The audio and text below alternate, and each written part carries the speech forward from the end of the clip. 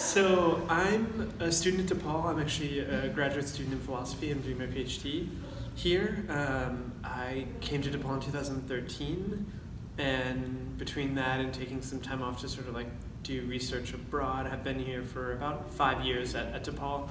I've always been interested in the arts and museums and galleries and that sort of thing, but one thing I learned over my years and also when I was an undergrad is that if you're not an art historian, you're often just immediately not considered for this kind of position. So I remember when I was an undergrad, I wanted to work at like a museum, like a school museum where I went to school, and they gave me an interview, but then they were just like, thanks for coming, but like, you're not an art historian, so we give these kinds of positions only to art history majors, that kind of thing.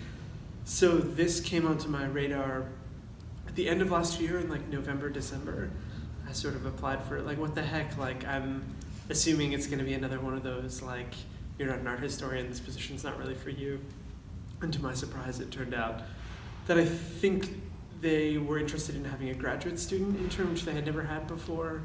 And just sort of due to like a couple of sort of stars aligning, it all worked out that I started doing this position. So it was an email that just showed up in my inbox one day of like the museum's looking for a curatorial intern graduate student should consider. There's a sort of shared area where there's a part of curatorial practice that has to do with interpretation. So looking at an artist's body of work and trying to figure out what are they trying to do, what are they trying to say, what are the works of art about? And oftentimes that could be something that's not totally visible or clear at first. It can be kind of abstract, and trying to find a way to take something that's less tangible and more abstract and find a way to communicate it in a more concrete and straightforward and clear and sort of non-alienating way, so that anyone who walks into the museum can read the text when you enter and understand, oh, this is what I'm about to see, which is something in philosophy that you have to do all the time, is both be operating at a really abstract level, but then also at a certain point be like ready to come down to earth and explain like, this is what I'm saying, this is what we're talking about.